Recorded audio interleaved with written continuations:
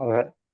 All right, so at Green Drinks tomorrow, the Wanderer, what we have is, our quarterly social,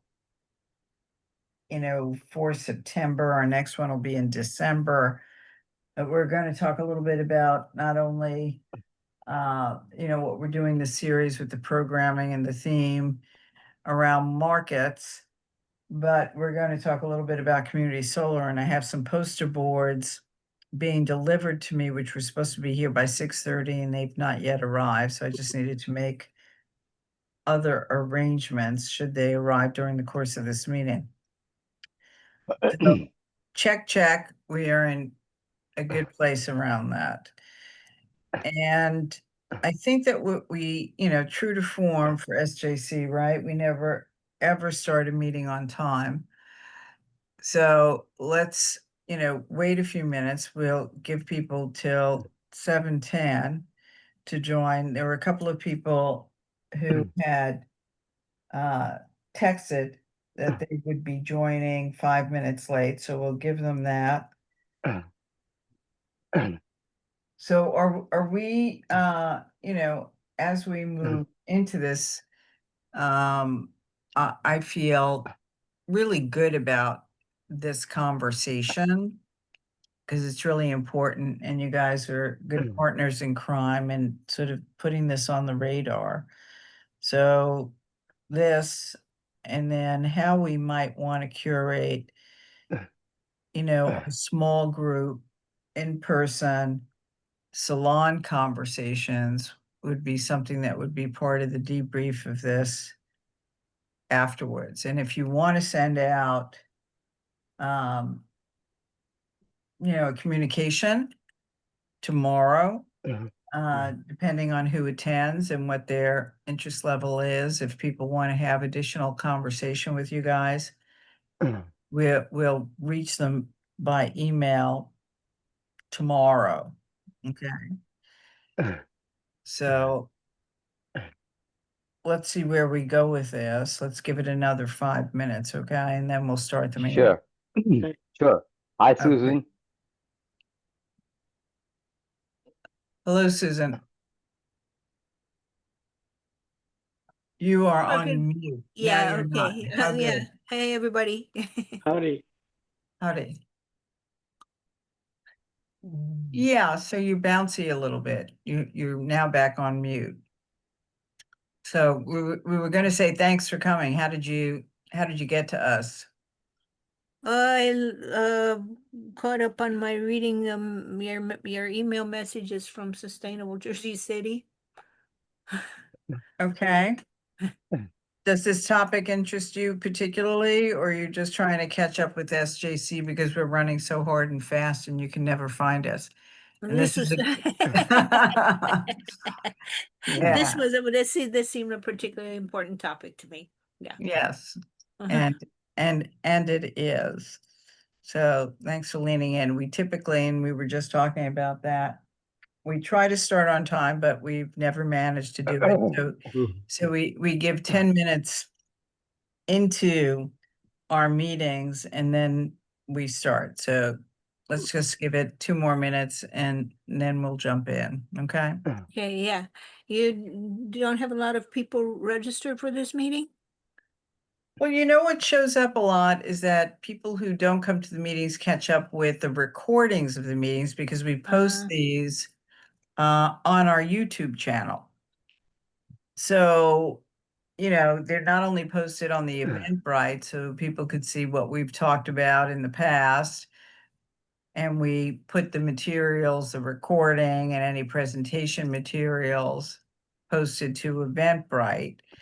But we also then put that into our YouTube library.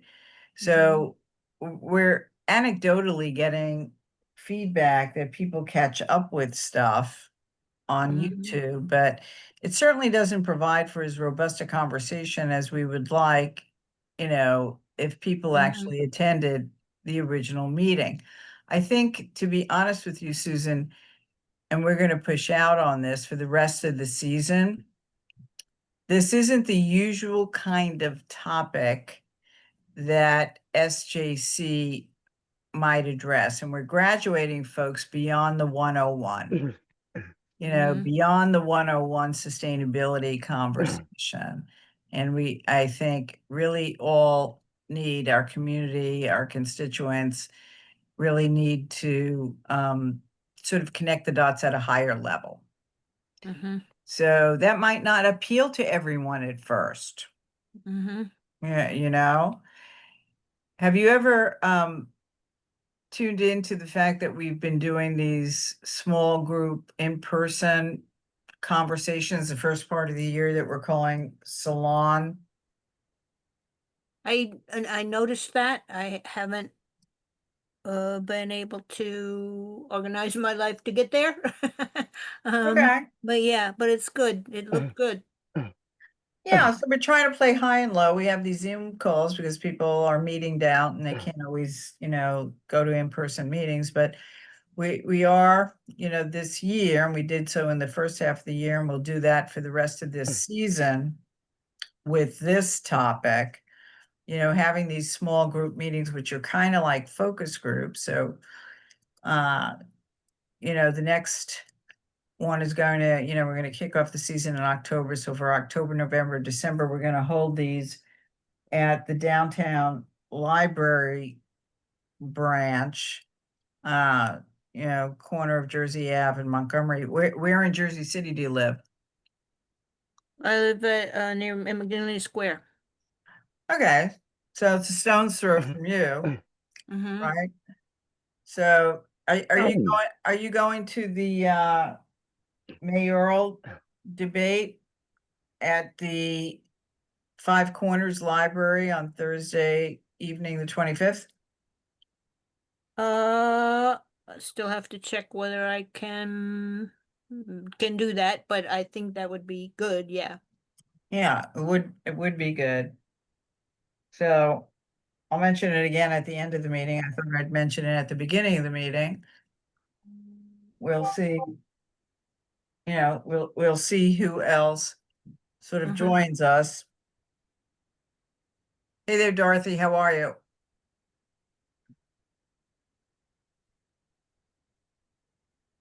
We can't hear you, Dorothy. Hi, I just joined. All right, there you go. Nice to see you on the call. Good to see you too. Yeah, we're just ready to start here. So I'd like to introduce Ashwini and David. These fellows are SJC board members and my partners in crime. My name is Deb Italiano, and I'm the president of Sustainable Jersey City. David and Ash are board members, and when I say partners in crime, they have been helping me to curate and taking the lead, frankly, on a lot of the community education over the last many years for SJC. So not only will they be moderating this series, the topic of which is markets, and can markets, be a facilitating force in the sustainability and climate change movement.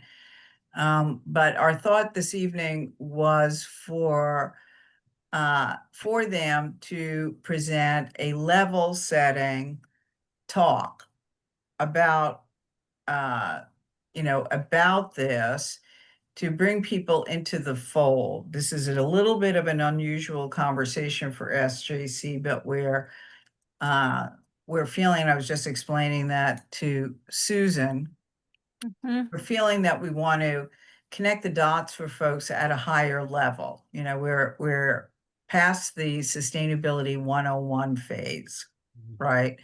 So now we're going to ramp up, and this is an important component of how we personally interact with the economics of sustainability, and then to also, given that everything is interconnected, have us understand our relationship with the business sector and the government sector, and how all of that is moving this world through the lens of markets.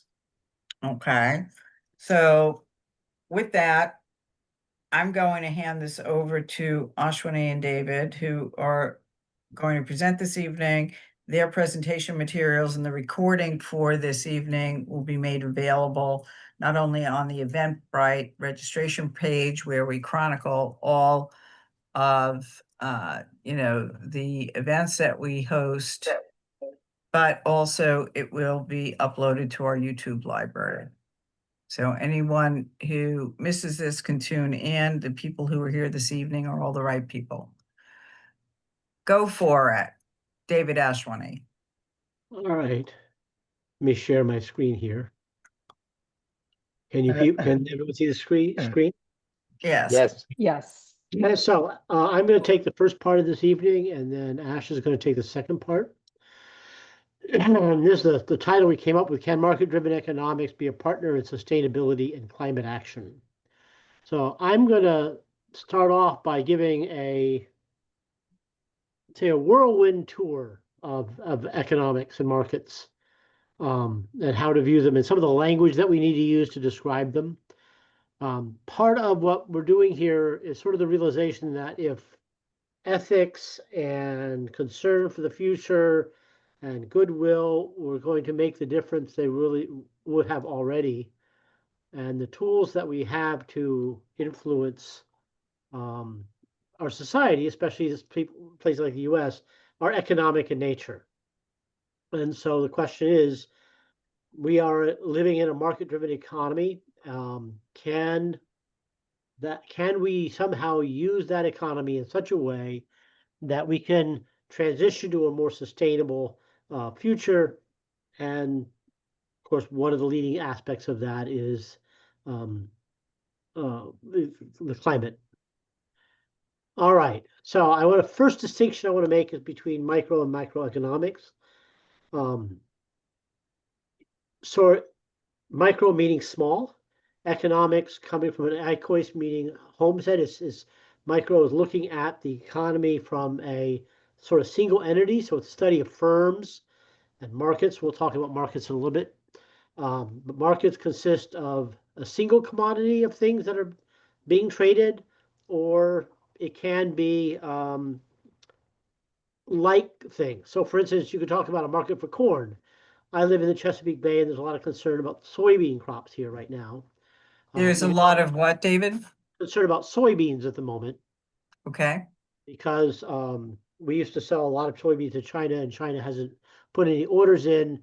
They're buying them from Brazil, and now there's all these soybean fields around, and we're not sure what's going to happen to them.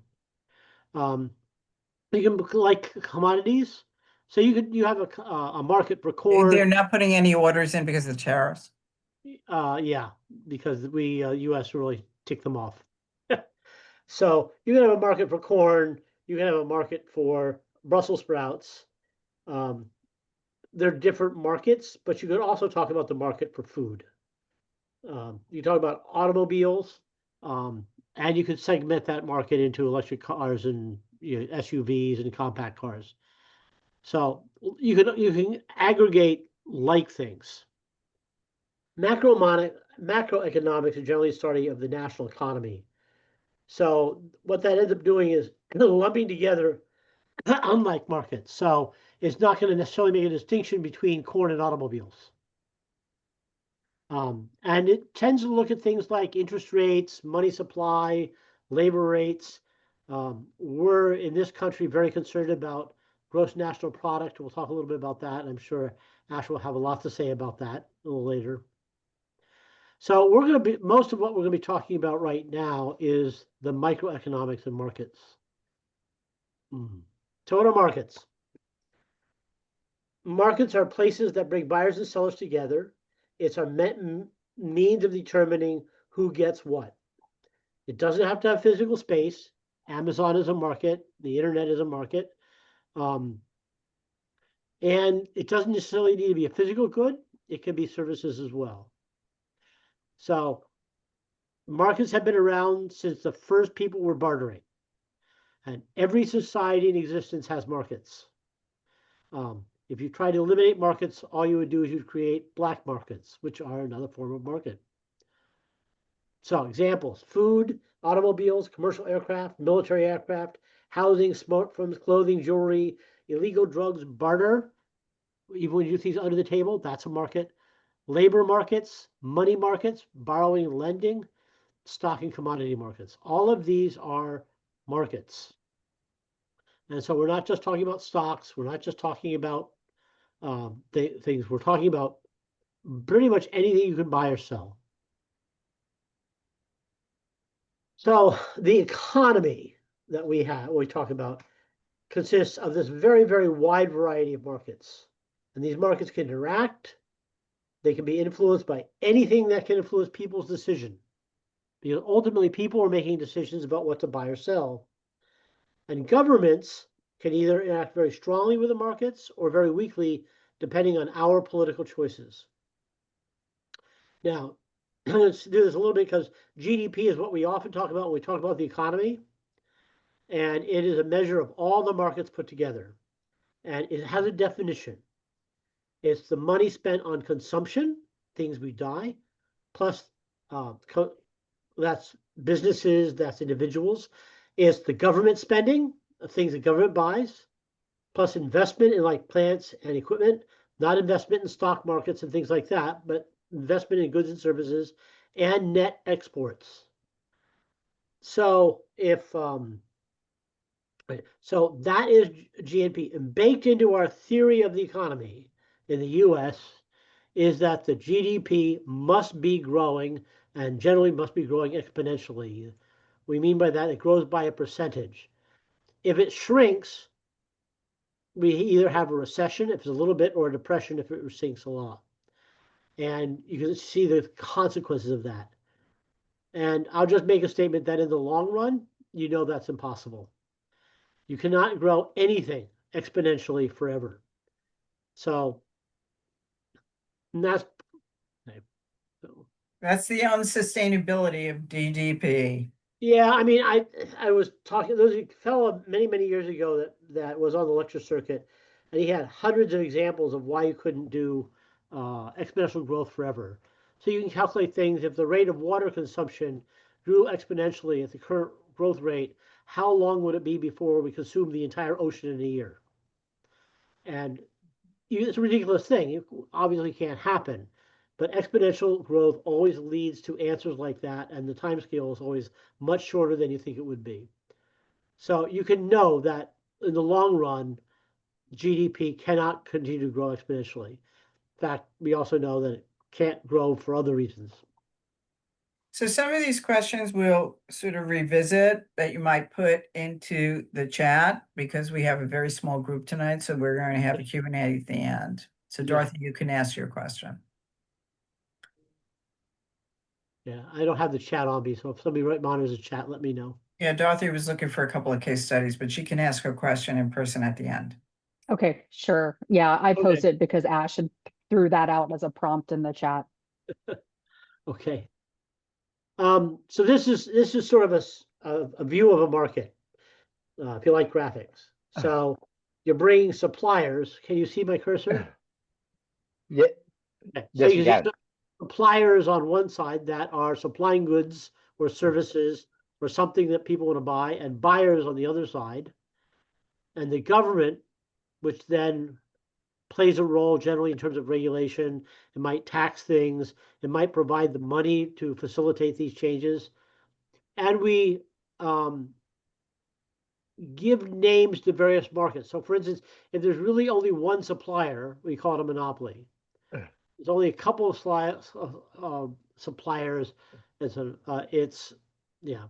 An oligarchy. Yeah, oligarchy. How the government interacts with the market is often a political decision and is different. And the roles of the buyers. So a supplier, let me just go to the next slide. So the characters of the markets are who owns the suppliers. So it can be private, including private equity and stock purchases, or the sole proprietor. Those workers can own the supplier. One of my flower things, King Arthur brand, is a worker-owned company. So the workers in the country actually own the company. the public can own companies. In some public wealth, and the government with what's called the sovereign wealth can in fact own things. You've seen, and these things can be mixed up. You see currently the U.S. government talking about taking a 10% stake in Apple. When we had the crisis with automobiles, the government sort of bought stock in some of the, I forget who it was GM, one of the companies. Yeah. And then later sold it. So the government is not forbidden from owning some of this. The nature of the markets, if you wish, as part of it is how the government interacts. You talk about free markets where anybody can enter, anybody can leave, and we'll talk about this in better. So that's sort of the ideal for many capitalist-oriented countries, is a free market. They can be cooperative. An example of that was when the U.S. was doing a lot of semiconductor development. The industry formed a group that laid a roadmap for how we move forward. And there was some cooperation between different industries and whatnot so that the entire industry could move along that road. Or it can be planned. The early Soviet Union was an example of a planned economy. And these are not one or the other. These can be true by market for each individual market. So you could have some markets that are free and some markets that are very controlled. Drugs are, medical drugs are a market that's more tightly controlled than, say, books. So the nature of the market is sort of planned. And the organization of labor, the buyers, and the work is also a different characteristic of market. So we can talk about sort of the rugged individualism where each individual is out for themselves, but then different countries have different rules for termination of workers. So Germany, for instance, has a much more stringent set of rules for worker termination than the US does. And you can have a market for labor where there's organized labor that plays in. So there is no simple one size fits all. And no country that I'm aware of has a situation where all the markets in that country are the same. So let's talk about supply and demand, because if you've ever had economics, that's sort of the big thing right here. So one of the assumptions that marketers make is that, economists make, is that the higher the price of an item, that in the long run, that will result in a larger supply. And the idea being that a firm with a higher price is more likely to be able to make a profit, or people are willing to enter that market, or the firm is able to make a bigger plant, and so the supply will increase. In free markets, what we mean by that, one of the things we mean by that, is that firms can enter and leave the marketplace sort of without government restriction. So if a firm decides to get out of a business, they can. If a firm decides to get into it, they can. We talk about moats around businesses, meaning that it'd be very hard to make a new automobile company today, although it's been done, because the market is so highly divided, so few players in that market. And the other assumption we make about supply when we talk about government interfering is that when you subsidize it, say the government gives a subsidy to, say, photovoltaic manufacturers, that you're effectively raising the price that the supplier receives for the item. And because the higher the price, the more you get of it. So the basic microeconomic view of a market is you subsidize something, you get more of it. Can you just make that point further? So when you subsidize it, meaning when the government subsidizes, call it the automobile industry or solar, photovoltaics, and why would you effectively say that that was raising the price? Well, the manufacturer of the item has certain costs associated with the manufacturer. That subsidy is either going to do something like lower the price or give a direct payment or subsidize the R&D for it, which is an expense. So the government is, if you wish, partnering with a business to take on some of the costs. So when they go out to make a profit, they don't have to charge as much money for it. So it's easier Right, for so effectively raise the price. For me, the price is lowered if I was going to purchase Right. that item.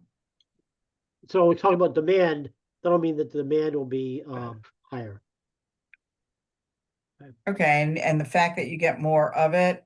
So again, I'm experiencing this as a lower price I would otherwise have to pay if that item was not subsidized. Right. So on the demand side, so it's a lower price versus raising the price. That was what was confusing to me. And when No, it's a lower price for you, but the Right. supplier gets it is more a money. lower price for me. Yeah, Yeah. the supplier gets more money than you pay. Yeah. Well, I think it's the price is the funny word in this. It Okay. is. It's a very funny Yeah. word. Yeah, so effectively raising the price that the No, you're- supplier receives, I think is confusing. Yeah, okay. you're raising, in essence, you're giving the supplier money Yeah, to subsidize the item. Uh-huh. oh, So yeah. think So of it- when you say, David, you get more of it, what do you mean by that? it means that when you go through the market, since the manufacturer, let's think it's a manufacturing business. Let's take photovoltaics. So we're trying to get one in the US. So if the US tries to subsidize a manufacturer to make photovoltaics, it might give it a break on income taxes. It might give it a break on land. It might do any number of things that essentially gives payments to that company. Right, So that company can now make the product and sell it at a lower price. so by virtue of that, you will get more inventory.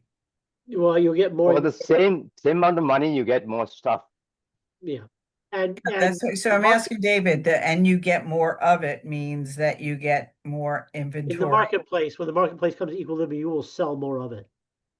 Because the Okay. price. Okay, Okay. I'm missing one. Limit supply. Okay. These are out of order. I'm not sure why. Okay. So we make some assumptions about demand. And that's the supply, the demand for the product or services in the market. So the general rule is that the lower the price of an item, the more people will purchase it. Now, there are some classic counterexamples, the one being perfume. You have a very low price perfume does not necessarily mean that you'll sell more of it. In fact, you'll probably sell less of it. But for the most part, for many things, as the price goes down, you're able to, in fact, sell more of it. The other assumption about demand is that some items can be substituted. For instance, if the price of steak raises too high, people can always use, even if they want to do meat, they can also use chicken or some other meat to substitute for it. And so if you look at the two markets together, you don't see the substitution. If you look at them individually, you do. So if the price gets too high for one thing, it may be a boon for something else. Actually, we haven't lived through that. I lived through a time when it used to be that chicken was, hamburger was cheaper than chicken. And then it went through a period where that changed, and all of a sudden people were moving to chicken. So that kind of thing does happen. The customers, the people that buy things, can be consumers like you or I, but they can also be businesses. Businesses buy parts.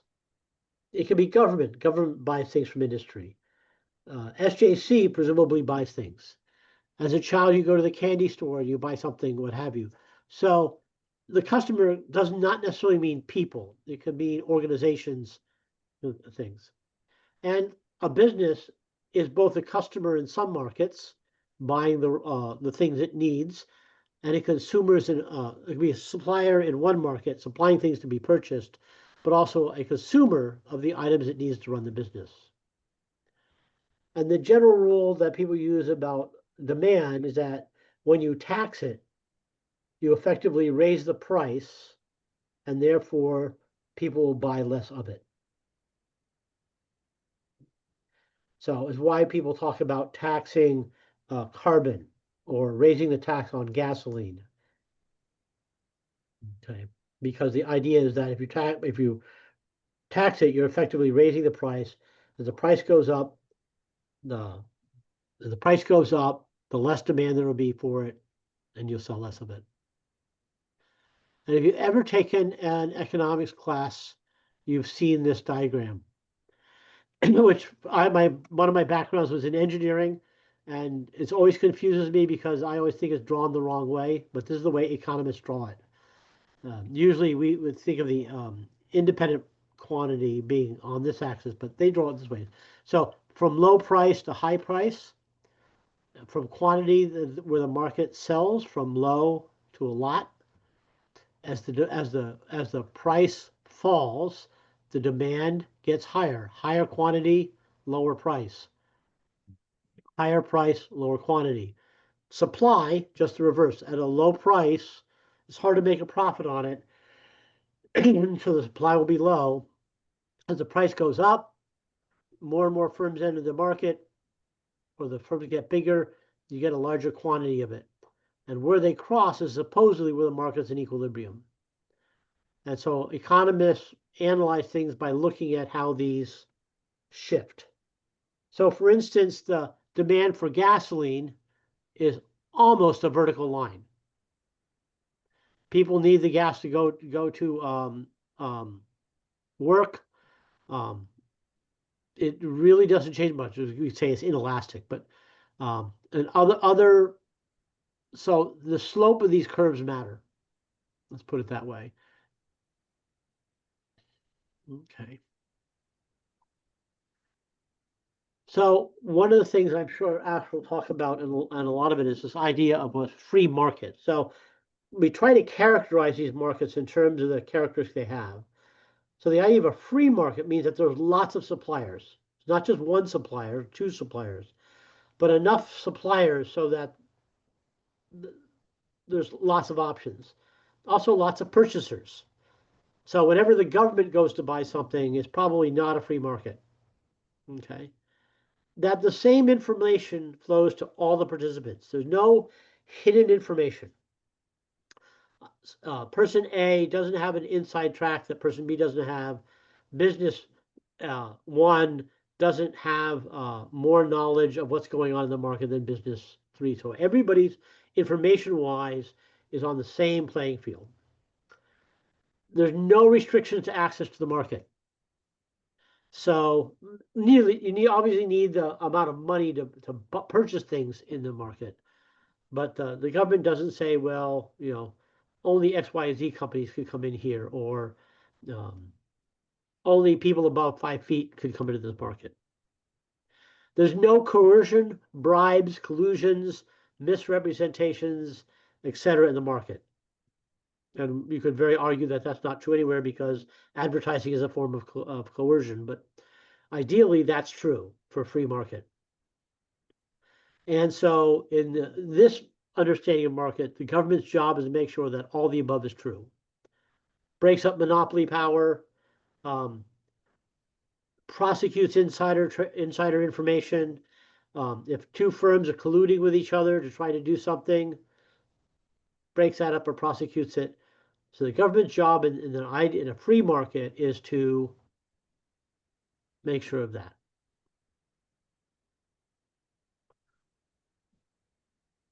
So I'm going to stop here and see if there's other questions. Dorothy, you had a question? I did. I was curious, and thank you for the presentation. I've got more to come, but I think it's a good place to stop for a second. Yeah, I'm curious to understand, and maybe this might be a question that's better suited for towards the end of the presentation, but I would be curious to hear more about examples, case studies, examples of where even here within Jersey City, or even similar sized cities where they have pursued market-based solutions to address sustainability and or environmental solutions. Policy is one part of it, but actual kind of practical, practical kind of examples of where you see maybe public-private partnerships coming into play. So I think that's a good question for a little later, and maybe actually Deborah Ash could probably answer that better than I can. Great. The specifics in Jersey City. Okay. Of course, the suppliers enter the markets. One of the reasons for many companies is to make profits, but I think both Ash and I are concerned that that's an often misunderstood term. Often people think that the profits go straight to the CEO or to the shareholders or something like that, and that's simply not the case. You might take a simplified understanding of profit as the income an organization or person or even an individual makes minus their expenses. That extra income, that difference, has a lot of uses that if the firm is going to stay in business, it's going to have to think about. So some of the profits got to be reinvested in the firm. Equipment wears out, maintenance, but you might have to be a new building if you grow. You might have to do research and development to keep your product up to date. And this stuff could be depreciated over time, meaning that you can take a little bit of it each year as an expense, but there's an upfront cost. And if you don't get that upfront cost out of your profits, then you have to take out a loan, and other things are going to be of issues. So you need some profit to reinvest into your own business, the business. Some profit is returned to the owners. If it's a public company, it might pay some of its profits to shareholders as dividends. If you're a sole proprietor, some of the profits what you take out to live off of. And I should say that not all companies pay dividends. So sometimes companies plow a lot of their profits into their growth with the idea that, and the shareholders are happy with that the growth is the driving force for the firm. A public company, meaning one that's traded on the stock market that you can buy, might use its profits to purchase its own stock, which presumably raises the value of the other stock, or it might even buy some other company's stock. Okay, and it could be part of an acquisition or what have you. Some of the profit might be returned to employees in terms of profit sharing. Yes, they can deduct this as an expense, but it lowers the profits. They might give charitable giving. If your company might have a matching program where if you give something to charity, they will match it or match a percentage of it. There are some companies like Newman's make salad dressing where they essentially try to give as much profit as they can to charity. The charitable giving is another item that the profits can be used for, or they can use it for lobbying the government. In real problem in national things today, that's not a deductible expense. So there's many uses for profit. Some level of profit is necessary for the survival of the business. Exxon, for instance, for a while was keeping its dividends out essentially of almost everything it earned, or maybe a little bit more, to return it. So each company is going to have its own profile of this. But the one thing you can say for pretty sure is that a company that doesn't make some amount of profit is not going to be around for very long. But when we're talking about sustainability and issues, part of what we're talking about is the government interference into the markets. So I just sort of go through a couple of these. So one, the government can tax things, which essentially raises the cost. So we talked about a carbon tax. So the idea was that if you tax the carbon content of something, the amount of carbon that went into the atmosphere, that would raise the price of that item, and the companies would be incentive to use less of it or find an alternative. We talked about subsidies. Subsidies can, again, lower the cost of supply to the consumers or business, and so you tend to subsidize the things that you want.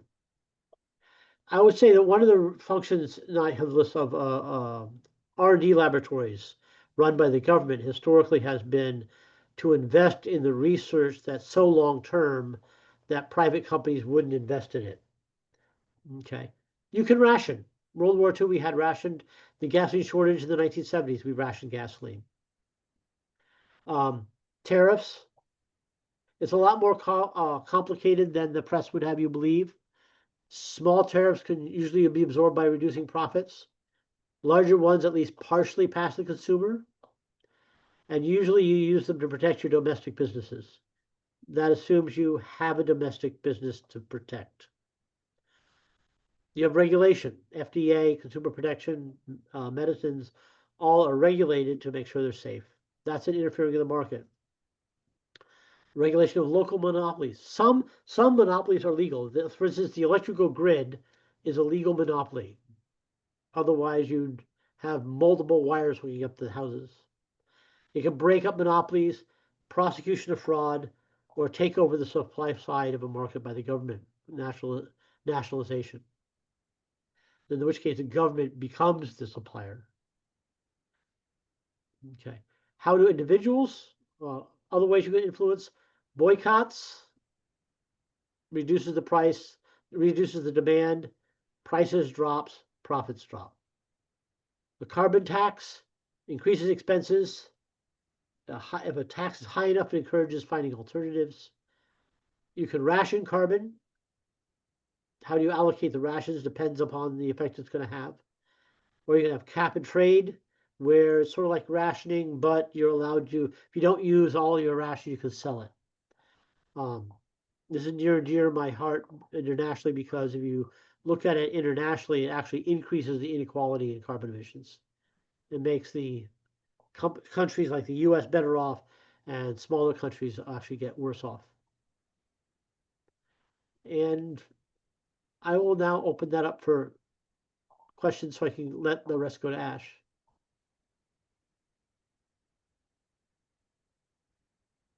All right, Ash, take it away.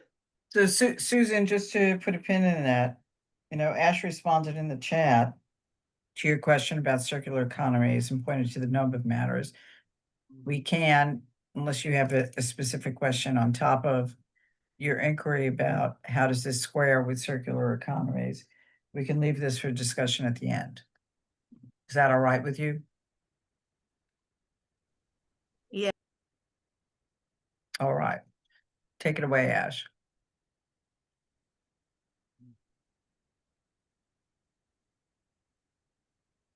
So you're on mute, Ash. Thank you. We have 13 minutes left. I'm going to. Well, we typically go between 8 and 8:30. So Okay, I'll get rid of a lot of. I'll breeze through a lot of the stuff because David has covered much of it. But I'll just show you what the slides contain. So if you want to go into more detail, you can access those files later. I wanted to focus on the question that Susan had. How do we do alternatives to what we call capitalism? Okay, my basic punchline is that we use the word capitalism and corporation too easily without really knowing what it actually means. So in lay terms, if I say, why are we unsustainable? One of the responses I get consistently is because we try to maximize profit. We're committed to maximizing profit. Corporations have a duty, they have a charter duty, shareholders value, and so on and so forth. What about stakeholder value, right? That's the piece I'm trying to get at. So I'm not going to spend too much time on this. I'm just going to share, and I'll zip through the slides. I think it's a good point to spend time on. I'm not, up to you what you have in the slides. I haven't seen this last set. Yeah. So if you want to carry on a discussion in the direction you're taking it, you can do that. Or if you want to share your slides, up to you. Okay. The slides will be published. Okay. All right. Do you see it as a slideshow now? Yeah. We see it as a. I understand. Yeah.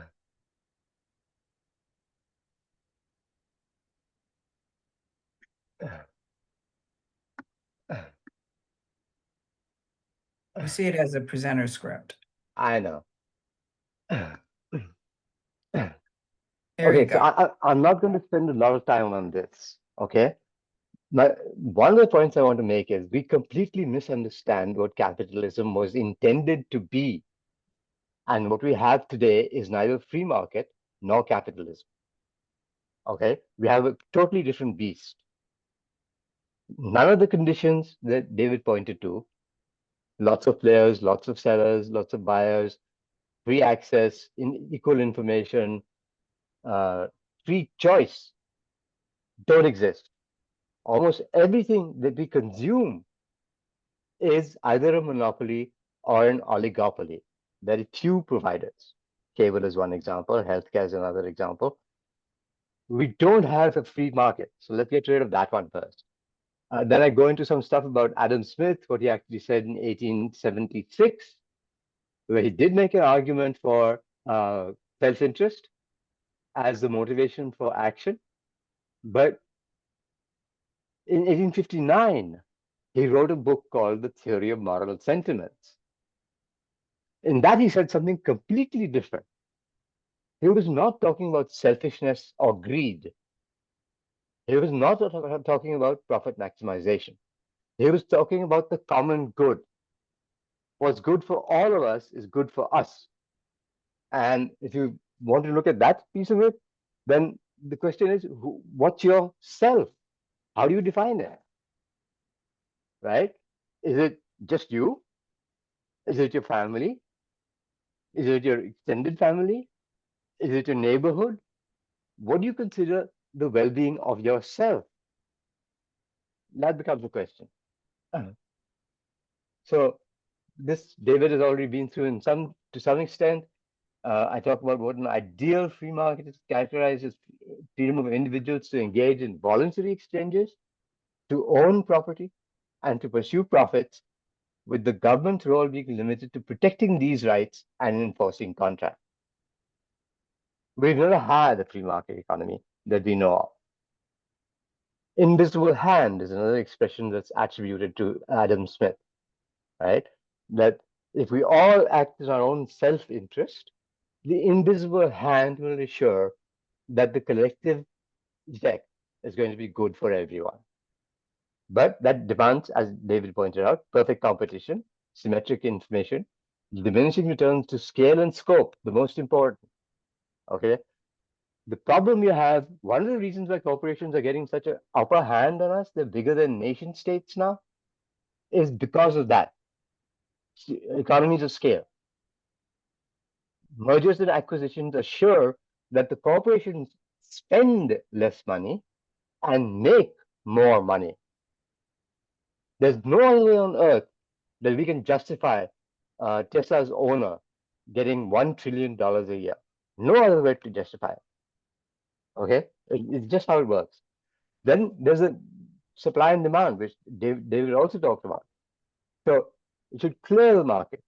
So a free market is one in which you have neither surplus nor shortage.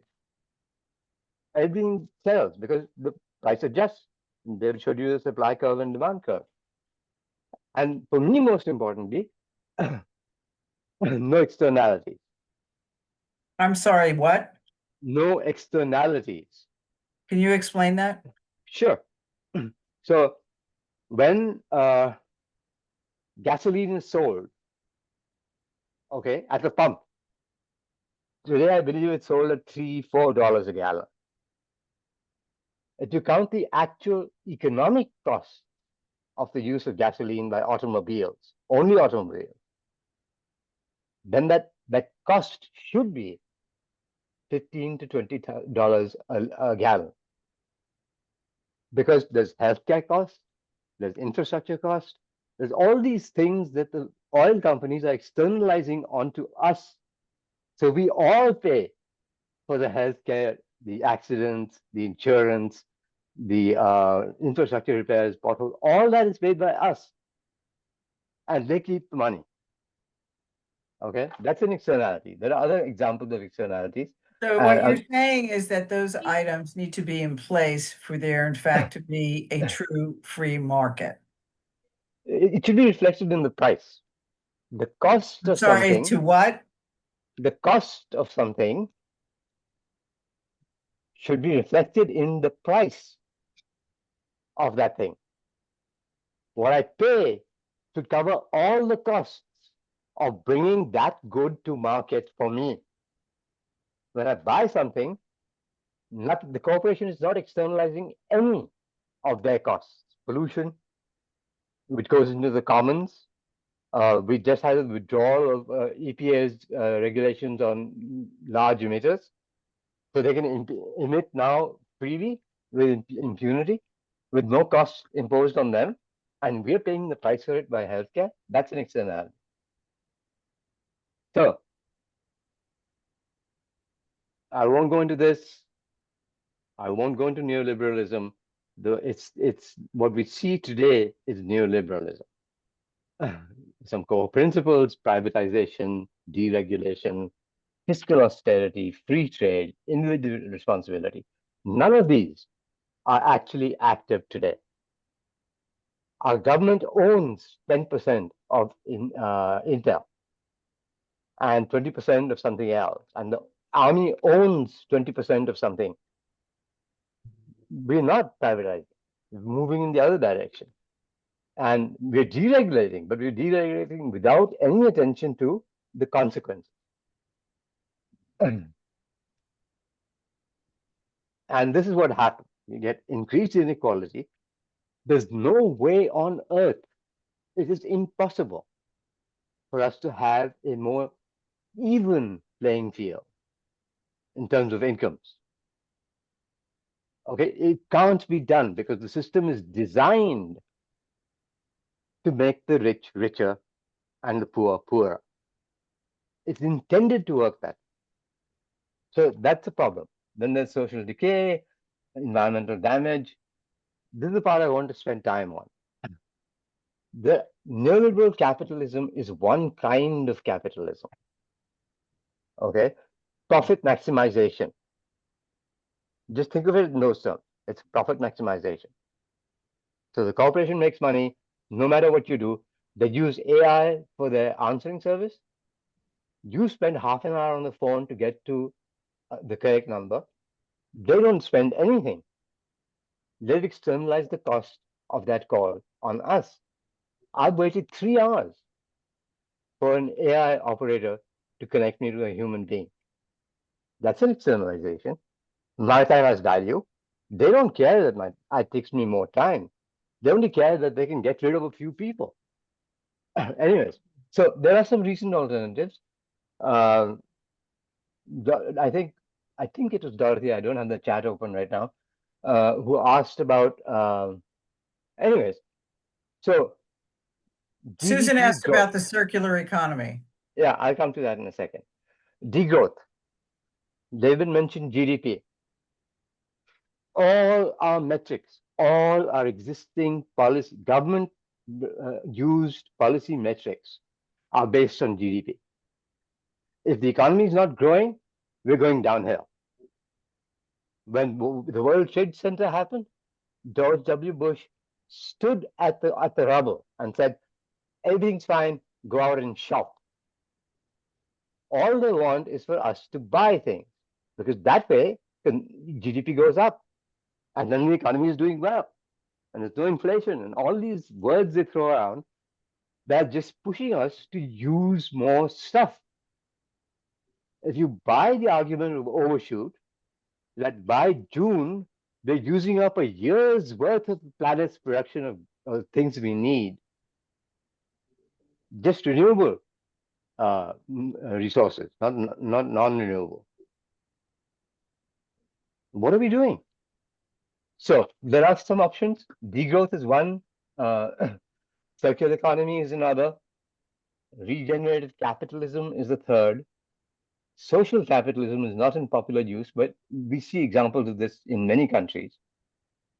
Worker cooperatives, David touched on, where workers own the means of production. It's not owned by a capitalist, it's owned by the workers. And community economies, right? Local currencies, which some places have done, but very limited.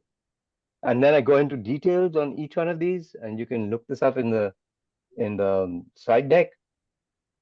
And what I want to close with is this piece. Actual examples. What is happening at the city level when market economics act as a partner to the city? And I found some examples. Yes, there are examples. People are doing this today. Sure. I've been doing it for a while. So here's some examples. One instance is cap and trade programs. All cap and trade programs, including Reggie and all the rest of that. New York City has a law that large buildings, largest buildings, get charged for their greenhouse gas emissions. Tokyo has had this even longer than New York City. Okay, and it does have an effect. It does make a difference. Is this regulation or is this protection? Who says? Who decides? Then there's performance-based regulations and incentives. So we are moving to performance standards. We are moving to cost-effective ways to meet sustainability goals. San Francisco has a program, right? And I checked all these. These are still in, they morphed a little bit from the description I give you here, but they're basically in place. They're still working.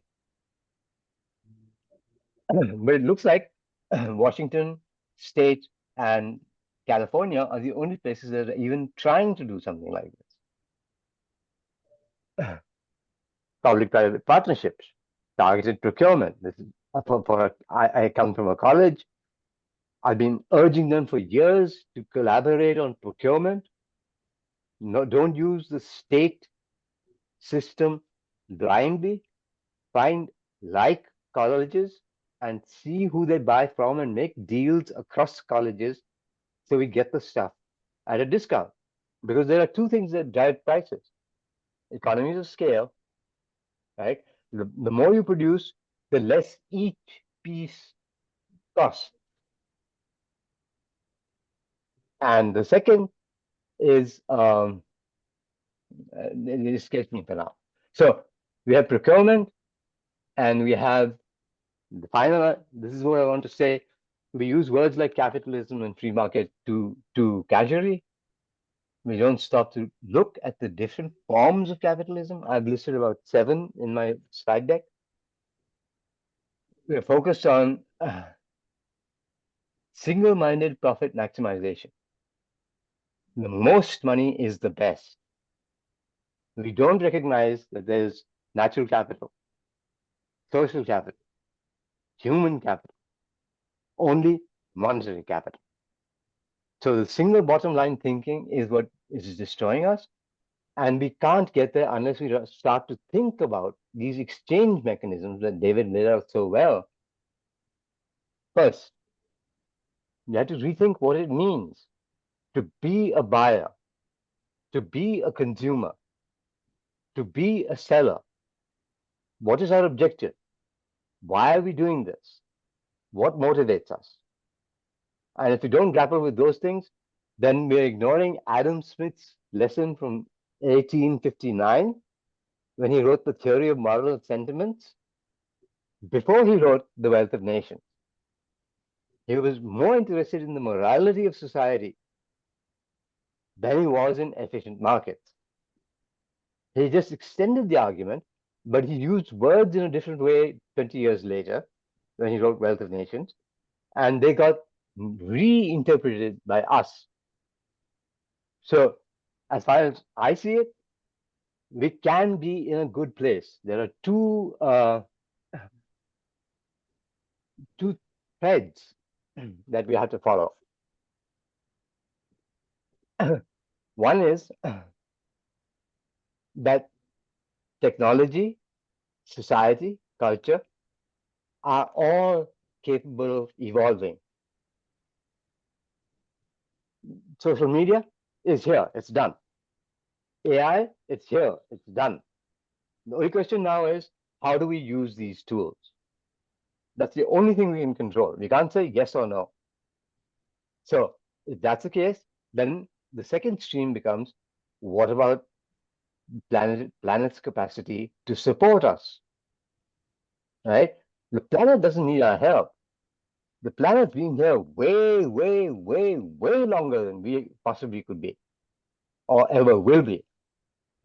We will go extinct at some point, if evolution is true. What that extinction looks like, we don't know.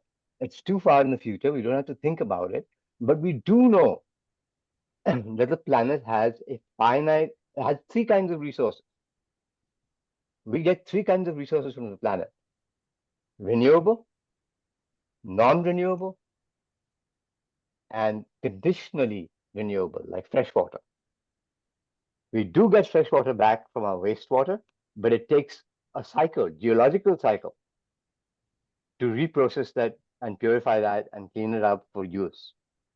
Put it out into the clouds, rain comes down as rain, comes down as snow, snow melt, rainfall, all that becomes fresh water, but it's conditional. And the third is finite resources. Oil. What we've got today, we discover pockets here or there. Okay, but the main point is there's only so much oil in the world. And whether we've reached halfway point or not, all finite resources have to show a bell curve. They've got to start at zero and they've got to end at zero. And they've got to peak somewhere in between. All finite resources. Right? Petroleum is one example where peak oil was talked about a lot. We know that resources is a key concept. So when we start to talk about, if we were to bring this around to how markets can, or market-driven economies can support, can align with the objectives around sustainability and, climate change. This entire discussion was a great primer on the mechanics of some of how economic systems are operating, how they're measured, where they're coming from, the different parties and whatnot. So how would there be an alignment where markets could support in terms of what we could, as individuals, certainly we have a part to play, participate in markets. And even if we started talking about this at the city level, to Dorothy's point, private-public partnerships, or where we might participate as individuals. Yeah. Can we get to that? Sure. I mean, I think you've got really only two mechanisms at your disposal. One is through your purchasing power, what you buy and whatnot.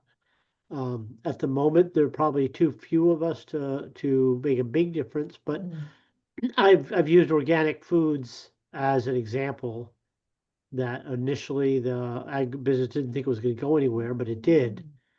And now you have a segment of foods that are organic, and now the push for regenerative ag. So through your consumer choices, you do have an impact along the lines of boycotts, and the other one is through political action. Political action to affect the markets. Yeah, in terms of government intervention. I mean, cap and trade is a government intervention program. When you try to take something that's external to business and make it internal, like carbon emissions, that is going to require some kind of governmental intervention. Now, if it's done at a local level or state level, it's still some government intervention. You can try to influence people's behavior, again, by boycotting, in the sense that if you were to publish a list of the biggest carbon polluters and you said, avoid these people's products, that an individual can have a limited impact. But if there's enough individuals, you can have a pretty significant impact. Yeah, I like the idea of boycotts. Except remember one thing. You know how much you spent on marketing and advertising last year? $1 trillion. The industry spent $1 trillion persuading us Mhm. that their product was the right product to buy, and we bought them. Mhm. So it's not that simple. It's not that simple. I don't And you're know that not it's going to get- simple, but you have a couple of tools at your disposal. You can choose not to, and that is a tool. That's You true. can choose not to purchase. But Sure. there's another aspect to that. If you if an individual or a group of individuals modifies their purchasing patterns and make it known that they're doing that and why they're doing that, then their friends may or may not come on board.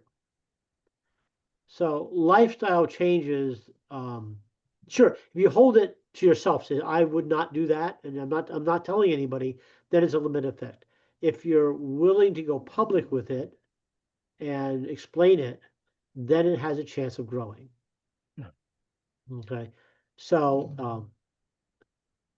one of the talks we had before, I made the comment that there are, what, 300. Let's talk about the U.S. There's roughly 350 million people in the United States. So if you do one 350 millionth of the effect, you've done your fair share.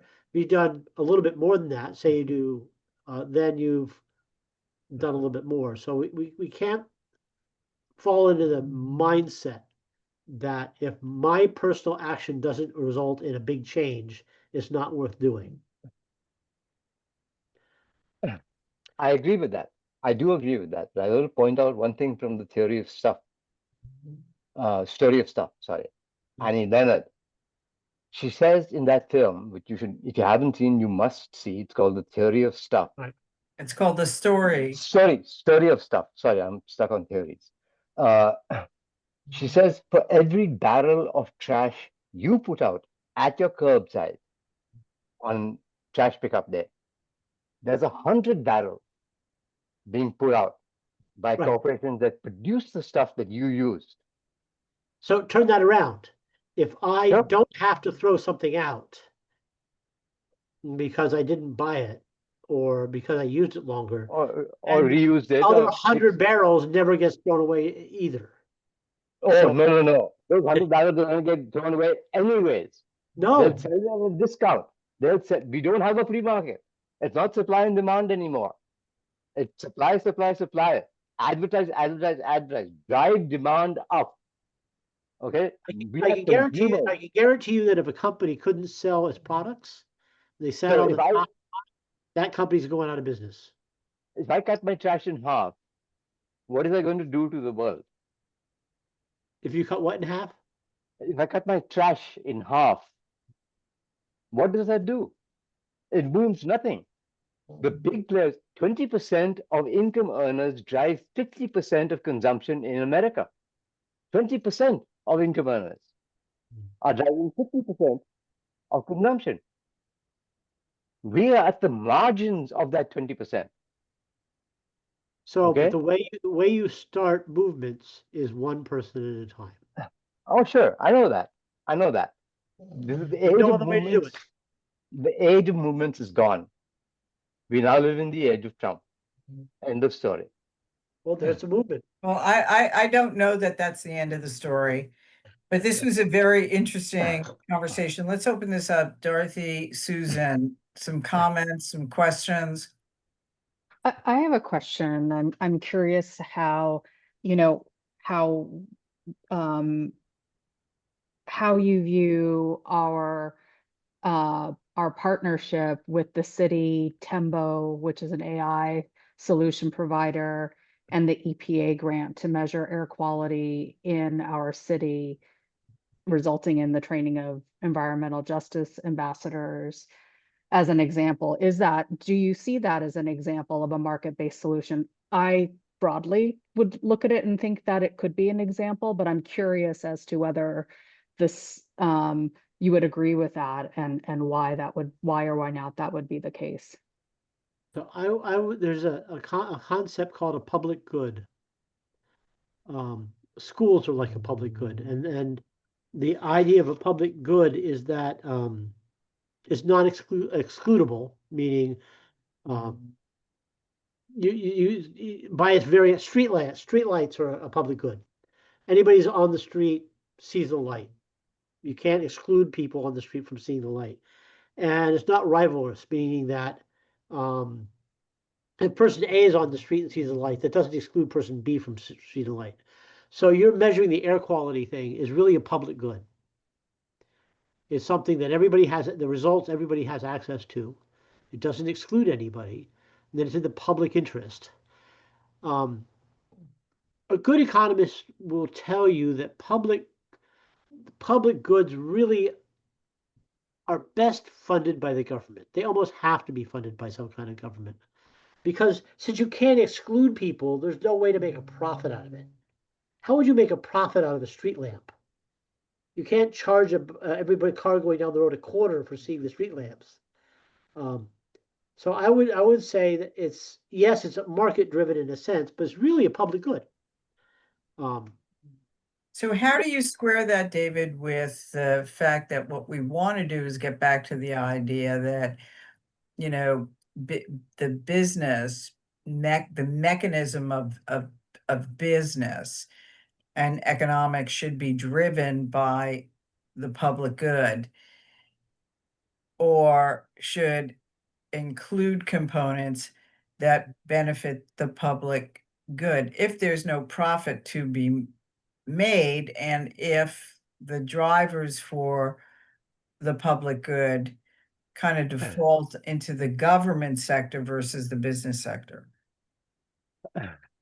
Well, I mean, there's an element of the business that when you bought the device to measure air, that was made by a private enterprise. Yes. Okay, so you're putting it on it was put up on the firehouse at one time. We were talking about that. There's a monitor on the firehouse, but it's not measuring things to the degree that we are. So we have equipment at 3 public housing sites. So they're public housing sites. Yeah. They're public sites. Yeah. If you mounted it somewhere else, you might have to pay a little rent to mount it there, perhaps, as in cell towers, right? Yeah. So the private industry is participating in it, but unless you could convince the manufacturer of the sensor to give it to you gratis, somebody's going to have to do some financials to get that thing going. And the grant, and like you said, putting the website together so you can do it, that is a cost. So like I said, street lamps have a cost. You have to run them, you have to replace them, you have to maintain them. But and you could even, I suppose, if you wanted to, contract that out to somebody and say, the private business, say, you maintain the streets for us and give them money for it. But that the funding is going to have to come from somewhere that's not collected from the consumer. Right. And what we're, funded by now is an EPA grant. And what we're looking at the end of that grant is for city government to pick up the maintenance costs for this public good. If they would do that. But how do you sort of bring into the conversation, business should be an engine for public good? Going back to the original intent of Adam Smith. Yeah, because those would look then to, with that basis, alternative models to where, capitalism today has gone awry. Right. So I would, contrary to what's going on, I would argue that vaccines are a public good. You would say what? Vaccines? Vaccines are a public good, okay, in the sense that they promote public health. Okay, they're manufactured by a company, that's fine.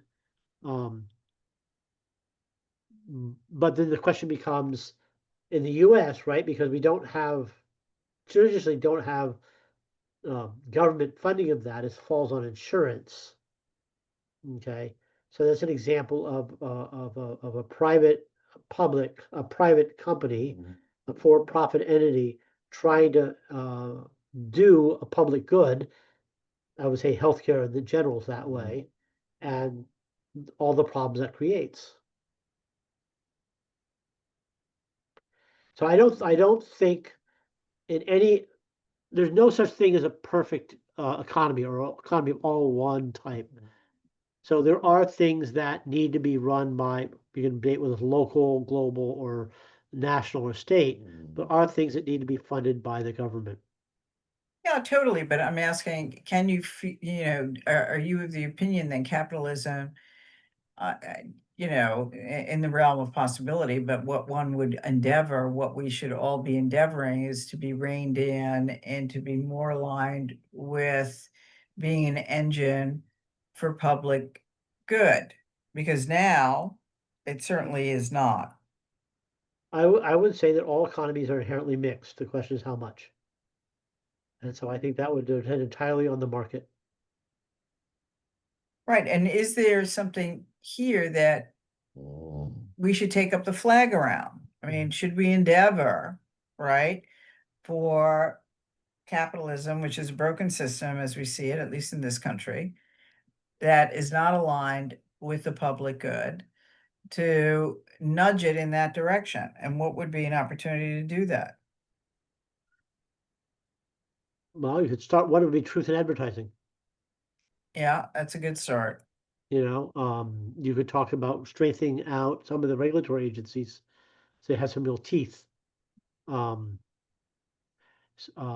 Food and Drug Administration often doesn't, there are many places where they don't have the resources to really monitor. Right. The Consumer I Protection would argue Bureau, that all of that. Yeah. the government is not doing its job in regulating markets. So I mean, the people that talk about free markets, sort of the extreme end that wants to privatize everything as much as they can, private prisons, private defense contractors, they get Private schools. right. The problem is that often they're trying to privatize public goods, which never works because they're going to end up excluding people. And two, the other problem they're gonna have is that they really don't want the government regulation necessary to make it work. Right. So a tree to bark up would be to correct some of the government regulatory. Yeah. I mean, yeah. Yeah, I mean, I'm a fan of, B corporations who have a social benefit built into their, their missions and their profit equation. It would be interesting if that was, somehow, an expansionary movement. It doesn't seem to be, although there's certainly more of them than there were 5 years ago. Right. Yeah, I mean, if you want to see an economy that has really done some amazing things, I'm talking about the economy, not the politics or the political aspect of the economy, which is a very mixed economy. It's not socialistic, it's not communistic, it's not purely capitalism. It's sort of its own thing. I'd say look at China. Since the 70s, China has taken 800 million people out of abject poverty. That's more than twice the entire United States. It has made huge investments in photovoltaics, windmills, hydroelectric, battery storage. It's really been quite an amazing world. Now, it has a bunch of political issues associated with it, and it has a fairly high level of government interference and planning, but it still has some private enterprises. They have some issues around the accumulation of wealth, which we do as well. So I Very, don't very know how interesting. That's a good example. Yeah. Yeah. Interesting. So there's lessons to be learned there, and I'm not suggesting we become China. I'm saying there's some lessons to be learned there, where a certain amount of, if nothing else, goal setting and direction by government is sort of what you need. But that's sort of contrary to where the political winds are blowing in the U.S. Okay, so David, Ash, closing remarks, and is there anything that you would put us up to, you know, when we start operating here, particularly, you know, Sustainable Jersey City. And, you know, Dorothy is coming on as one of the lead players in the organization, so you'll be seeing more of her. But at the city level, right? For us, you know, for Dorothy and Susan's benefit, who had some key questions about, you know, case studies and how some of this squares with, you know, circular economy, and that can happen at, you know, the very local level, as we know. For you know, for Jersey City,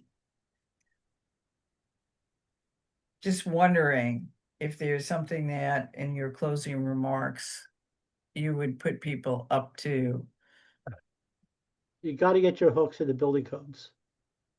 get our hooks into the building codes. Building codes, absolutely. Yeah, that sounds like that's plausible, and that's actually aligned with Ash's case study for local law 97 in New York City. Yeah, that was a game changer. Yeah. Okay. On it. Yeah. All right. Yeah, the other thing I would say is you need to do some better transportation planning. Yeah, Um, that needs funding, and that seems to be the hook. There's some good people in city government, transportation planners, and you have the TPA, the regional TPA, but there just doesn't seem to be enough money there to do all the right stuff. well, and zoning, right? The zoning is part of that. Yep. You know, Yes. Yes, and yes. you have issues, especially in Jersey City, where you have an old city, and so there are constraints on what you can do. Simply the road layouts, the width of streets, and things like that are sort of more or less already baked there because of the historical reasons. And so changing that part of the infrastructure is going to be very difficult. Which is why the planning and things is all that more important. Yeah, I'm just wondering what the innovation quotient is there. You know, we most recently had, you know, some ridiculousness where, you know, coming out of the mayor's office, their best throw at things was to start turning two-way streets into one-way streets. You know, and that certainly didn't go over big with the community. So there needs to be some, you know, building codes are breakthrough, zoning is breakthrough. I'm not sure what's breakthrough with transportation planning, but I'm not that educated in that corner of the room, so I wouldn't know. So Dorothy, Susan, any last words? I'm interested in the rhetoric around these things. I think that Adam Smith landed into a different context in terms of, was it common good was a conception. People had responsibility to each other. And we are in a time when I think people are busy destroying, or the sense of, you know, I mean, empathy. Empathy being a bad thing in some of rhetoric these days. I think that Jersey City has a history of being a place where neighborhoods, where people together in their interactions, you know, there was caring about each other, even though there were lots of divisions and lots of inequality and so forth. So he talked about, you know, private schools and all kinds of privatization and the association that has with markets. And so my question kind of is where or how do we develop or how do we draw on what might be there to make it really look like a good value to talk about public good and to have that sense of, you know, there are externalities and you are paying for things that you shouldn't be paying for because people are, you know, because some of the corporations and institutions, or all of them in some ways, are pushing off on people who don't have a say in it, the expense of what they are not taking responsibility for. So the question, the essential question is,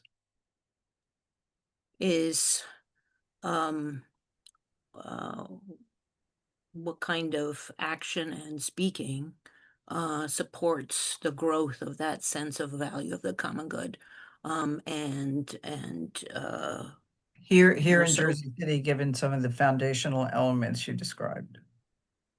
Yeah. Okay, Ash, do you want to take a stab at that in closing? Not really, no. I mean, what I have to say is in the slides, you can take a look at it, you'll get the feel for it. Basically, what I'm saying is we have to be careful with the words we use. Okay? We paint with very broad brush strokes that hide more than they show. That's one clear takeaway for me. Okay? We Okay, talk that's a very good point. and the second thing, which really does matter, I think, is that we tend acculturated thinking in terms of solution. Either it solves the problem or it doesn't solve the problem. That binary thinking, yes or no, good or bad, choose this or that, that's what gets us into trouble. Because the problems we're dealing with are social, ecological, and cultural. And they are not engineering problems. And we try to engineer our way to a solution and we fall flat on our faces and then we say, this is too hard. We defeat ourselves by expecting unrealistic things from our activities. We're not going to solve these problems. We can make a difference. Be satisfied with that. And you'll make a lot more progress. David, add your 2 cents in to close out. Yeah, I guess I'm going to agree with what Ash just said at the end. You do what you can do. You know, and it's too easy to get hung up on the things that you really have no control over or you can't really control. There's enough that each of us as individuals can do to occupy our time and our days. Yes. And do what you can do. Do what motivates you to do more. And That's a good one. That's a good one. I like that. Do what motivates you to do more. I'm going to put that in my pocket. Thank you both. And thank you, Dorothy and Susan, for leaning in this evening. You know, I like some of these opportunities where there are more intimate conversation and fewer people. It's curious to me that this conversation, and you know, people have competing priorities, of course, but that this conversation, which could get a little heady, you know, it can get a little, you know, Thick. bit in the weeds, a little thick. But I would have thought that this would have been of greater appeal to a broader audience. So we're going to pursue this conversation for a couple of months, you know, a few months, and we'll see what we get to. But I think that it is kind of important to connect the dots around economics and how this squares with how people are feeling about how things are so unsustainable. All right. So have a good evening, enjoy the rest of it, and Thank catch you, up Deb. with all of you. Take care. Take care, Thanks, folks. David. Thanks, Ash. All of you. Yeah. Take Bye-bye. good Much. care. Bye Thank for now. you. Bye-bye. Yeah.